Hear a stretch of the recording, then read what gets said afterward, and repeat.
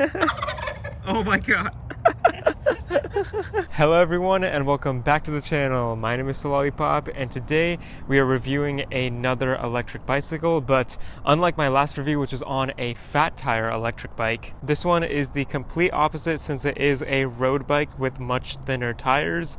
It weighs about half as much and it has an integrated battery and display system which is pretty cool.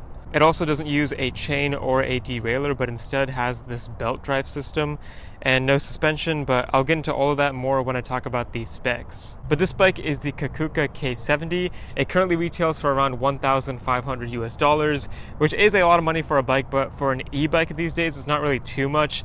But in this video we'll figure out for sure if it's worth that price point. So first I'll give an introduction to the brand and the bike itself, and then I'll go over all of the components on it and show you what I like about each of them and what I don't like about each of them. And then finally I'll show off my overall pros and cons list to help you decide if you should get this model or not. So you can find this bike on Amazon using my link in the description of the video below. But basically this company reached out to me and they were like, hey, we're a new brand, this is one of our new products for 2022.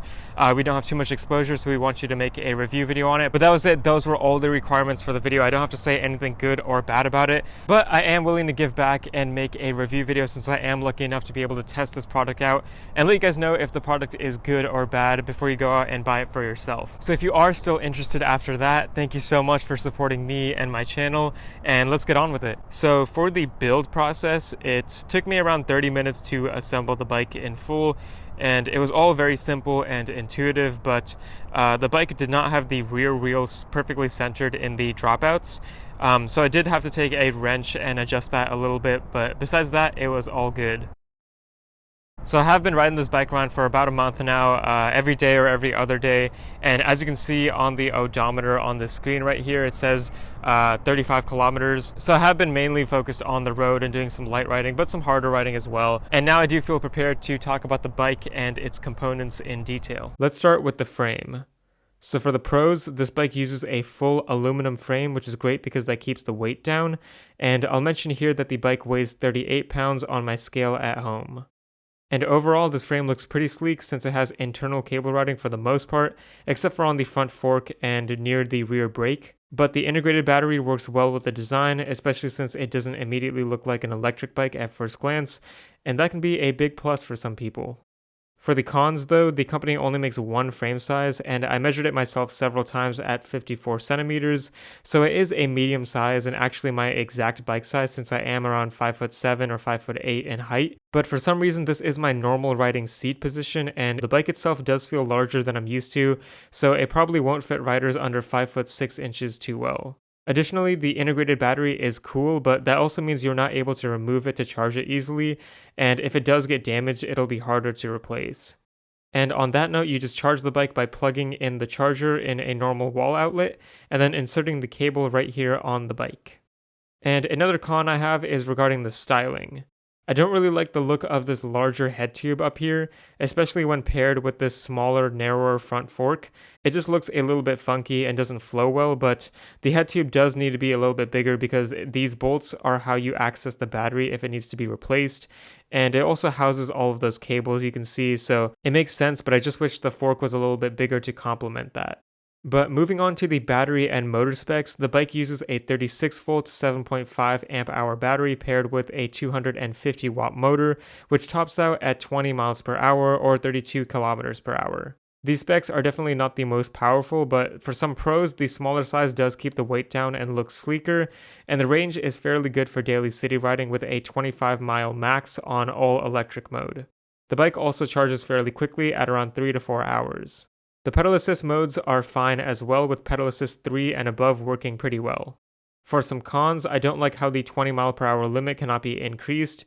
Additionally, the pedal assist is not that noticeable on levels 1 and 2, I pretty much only used it at 3 and above.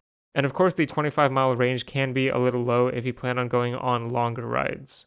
And my last con is that the charger itself does not have a fan for ventilation, so it does get a little hot, but if you put it on a table or somewhere cooler, you shouldn't have any issues. But now let's move on to one of my favorite components, which is the integrated handlebar and stem with a display built into it. Now the pros of this are that you get a really nice finished and sleek look. I think it looks pretty nice and high tech, and the screen itself works very well and is easily visible in the day and at night. It's very intuitive to use since you just use the up and down arrows to change the pedal assist modes, and you can cycle through some different information like your current speed, trip range, and the odometer by using the same power button. The bike also has a throttle on the right side here, which can actually be switched off using this button if you do not want to use the throttle accidentally, and the throttle itself is definitely very responsive and accelerates the bike quickly. And finally, there is also a USB port underneath the handlebar that can be used to charge your phone if you wish. There are some cons to this, however, since the handlebar angle itself cannot be adjusted due to the handlebar and stem being one component. You can move the entire cockpit a bit lower by moving around these spacers, but that's the only adjustment you can make. Luckily, I do feel like the handlebar is at a comfortable height and I feel pretty good on it. And this integrated setup also means that you cannot swap out this handlebar for a different one if you wanted to.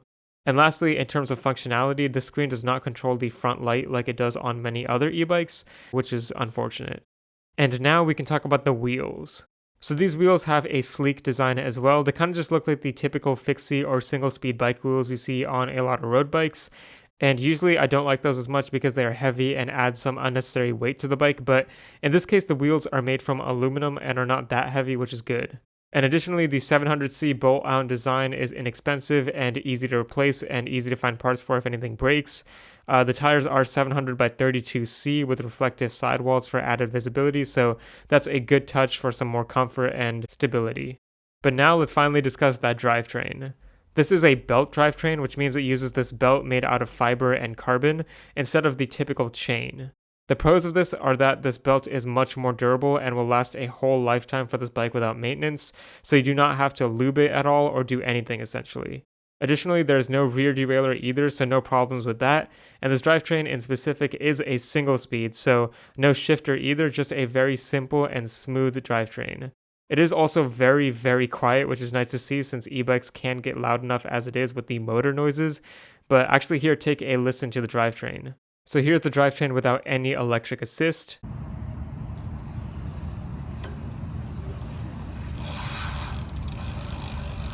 And then here's what the drivetrain sounds like using the throttle.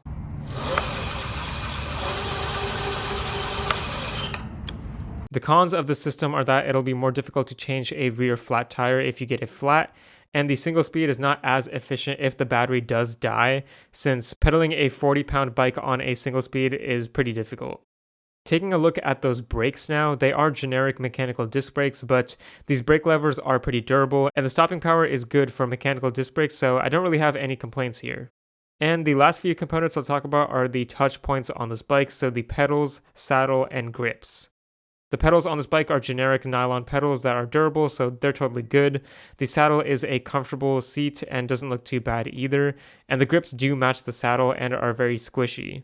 I don't have any complaints except I personally think that the grips were too soft and led to some hand fatigue, so I did replace them with some inexpensive Electra grips, and now everything is more comfortable. And the kickstand here is nice as well since it props up the entire bike, so you can easily work on it if you wanted to. So here is my overall pros and cons list in a single table to make it easier to understand if you do want to go through it. You can pause the video if that helps, but you can see here that there are a lot of pros and cons, so I did try my best to scrutinize this bike to determine its benefits and drawbacks.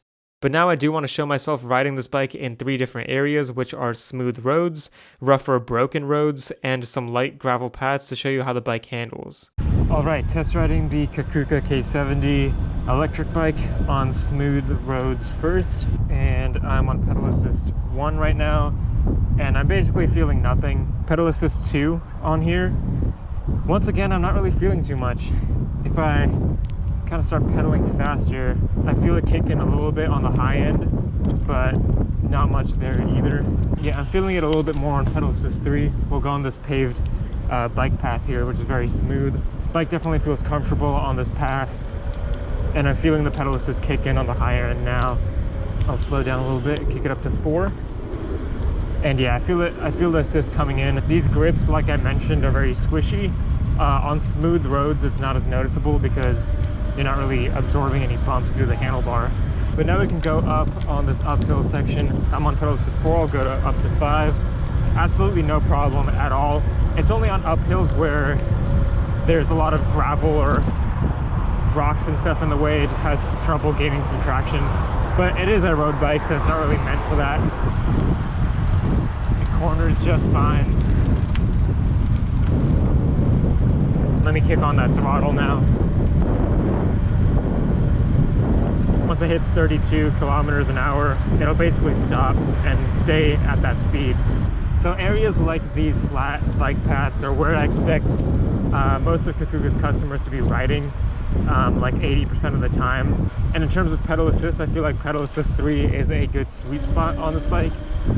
It definitely does kick in, especially on the higher end, and it gives you some good assist, and I feel like it's great for flat areas because you don't really need too much power. Unless you want to go really fast, then you can kick it up to 4 or 5. Alright, so for the bumpy and rough road test, I'm actually going to stay on this bike path because it gets really rough, as you can tell.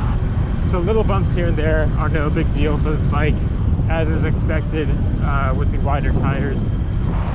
Very, very rough over here. Lots of potholes and bumps from all these tree roots hitting the path. On stuff like this, your hands definitely start hurting more. And I'm getting out of my seat here because, you know, let me stay in my seat for the next section. You can just see how bumpy it is.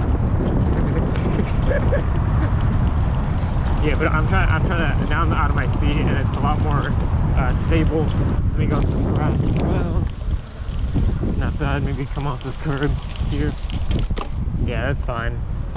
When you go fast, holy crap. When you're going pedal assist 5 on this bike and hitting these bumps, it's you're definitely feeling it a lot more. All right, but now let's take this bike on this light gravel path and see how it does. So I definitely feel the bumps on this one because it is a road bike, no suspension at all. Despite that's not too uncomfortable. You might be able to hear my voice kind of jittering here and there while I'm bumping around, but it's not too bad. It's not going to be like the end of the world. Oh my god, chicks. I think 4 is a good sweet spot on gravel because it does struggle a little bit more to gain traction and speed when it's dealing with these rocks in the way. Alright, now it's time to take it on a different gravel path. Whew. This one has a lot more rocks in the way, but it's still light enough that this bike can handle it just fine. We're on pedal assist 5 and it's doing pretty well. It definitely feels pretty fun on the gravel as well, since you're being bounced around a little bit. Now that I'm back on smooth roads, I can really tell the difference on just how smooth and fast this bike is on a paved trail like this. And this is really where it's at home. So my overall thoughts for this are that the bike is definitely faster on smooth roads. That's where it should spend most of its time. If you do go on a bumpier road with potholes and stuff like that, like city roads or something like that, it can definitely handle it, but you are going to feel a little bit more fatigued because it is a rigid bike. And then finally, if you take it on some light gravel paths, it surprisingly does well. You're going to be bumping around the whole time. Definitely feeling it, but if it needs to go on there, it totally can. And if you are able to deal with the bumps and things like that, the bike itself will be totally fine. So for my overall thoughts on this bike, I'll put up my pros and cons list again, and honestly there are a good amount of cons on this list, but I did try to nitpick in some areas. I'll say the biggest cons are the underpowered battery and motor, as well as the price of the bike being a little high for a new brand that is just starting out, since it does have to compete with some other bikes in this price range that have more power and bigger batteries. The biggest pros are definitely that really cool integrated handlebar screen and the overall sleek look of the bike. It also has a reliable drivetrain for what it is. So overall, you can decide if the bike is worth it to you, and despite these cons, I did enjoy my time on the K70. But that's it for this video, guys. Thank you so much for watching this far if you did, and as always, remember to keep biking. Testing. Look at it. It's on your cast.